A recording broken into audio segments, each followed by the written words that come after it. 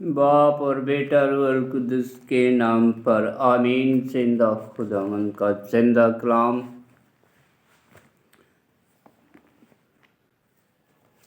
मसीह खुदावंद में सबको सलाम।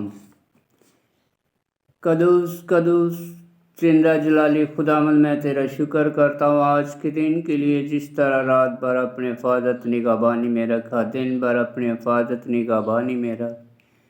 प्यारे खुदावंद खुदा, तू कायनात का खालक और मालिक आसमानी बाप, तो दिलों को गुर्दों को जानता है। प्यारे खुदावंद खुदा, मेरी छोटी सी दुआ को सुन और कबूल कर खुदावंद, रहम कर खुदावंद, फजल कर। आसमानी बाप, तू जो आसमान पर है, तेरा नाम पाक माना जाए, तेरी बादशाह, तेरी मर्जी जैसे आसमान पे पूरी होती है ज़मीन पर भी हो। हमारे रोज़ की रोटी आज हमें दे, जिस तरह हम अपने कसूरवारों के कसूर माफ़ करते हैं, हमारे कसूर हमें माफ़ कर, हमें मैश में न पड़ने के बल्कि बुराई से बचा, क्यों जो बादशाहत, कुदरत और जलाल हमेशा तेरा है। आमीन। बाप और बेटा रूहुल कुद्दुस के नाम पर आमीन। जिंदा खुदावंद का जिंदा कलाम। दूसरा सैमुएल नबी की किताब, उसका 13 बाब। अमनून और तमार।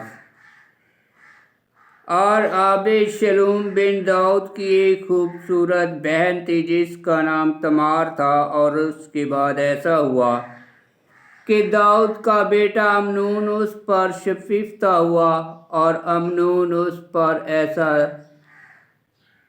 फरिफ्ता हुआ कि अपनी बहन तमार के लिए बीमार पड़ा, चूँकि वो कंवारी थी, तो उसके लिए उसके साथ कुछ करना मुश्किल था। और अमनून का एक दोस्त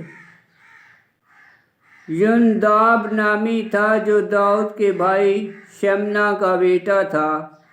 और युनदाब नहायत होशियार आदमी था। उसने उससे कहा, है बादशाह के बेटे, क्या सबब है कि मैं तुझे रोज़ बरोज़ दुबला होता जाता देखता हूँ? क्या तू मुझे नहीं बताएगा?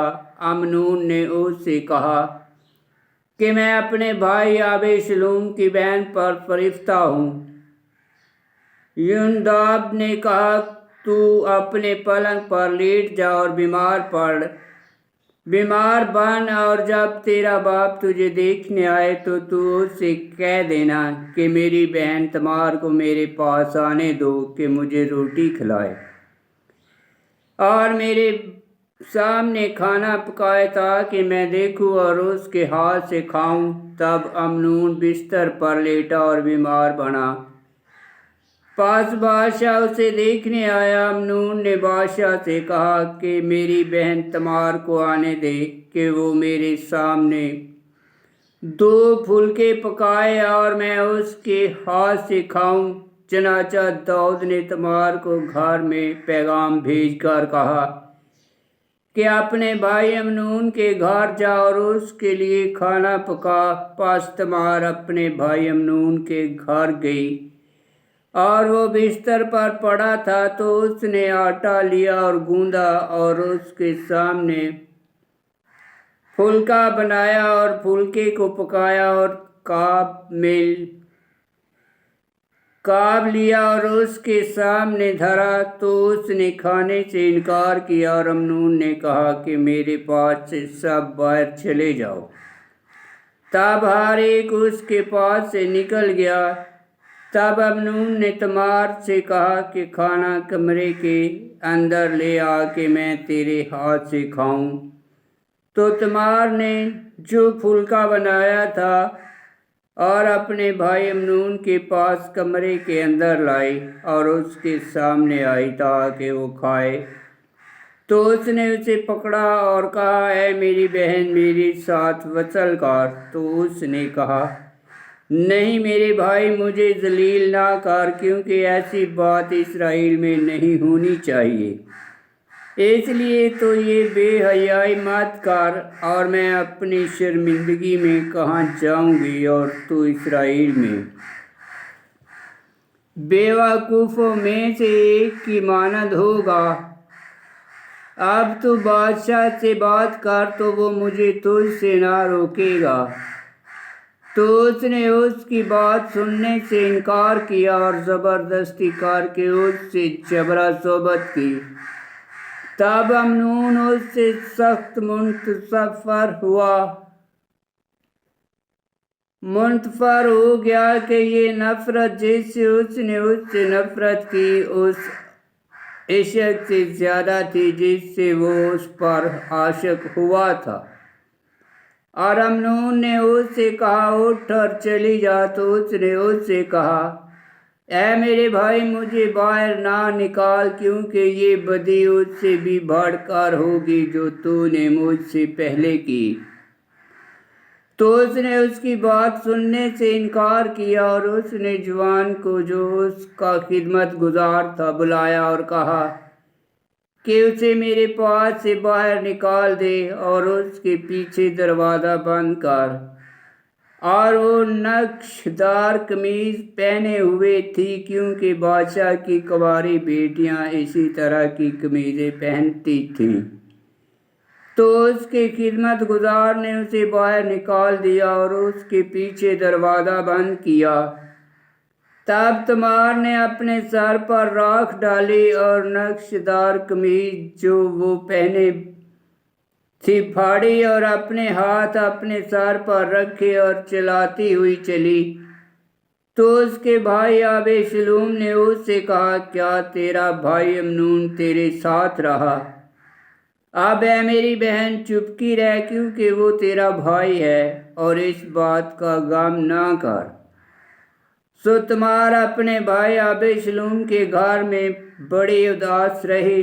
اور داؤد بادشاہ نے یہ سب باتیں سنی تو نہایت غصے ہوا، مگر اس نے امنون کے دل کو اندگوہن نہ کہا، کیونکہ اسے پیار کرتا تھا، اس لیے کہ وہ اس کا پلوٹا بیٹا تھا۔ لیکن ابیشلوم نے امنون کو کوئی اچھی یا بری بات نہ کہی، کیونکہ وہ امنون سے نفرت کرتا تھا، اس لیے کہ اس نے اس کی بہن تمار کو بے حرمت کیا تھا۔ ابیشلوم کا انتقام۔ اور 2 برس کے بعد ایسا ہوا کہ حصور میں جو افریم کے قریب ہے ابیشلوم کی بھیڑوں کے بال کترنے والے موجود تھے۔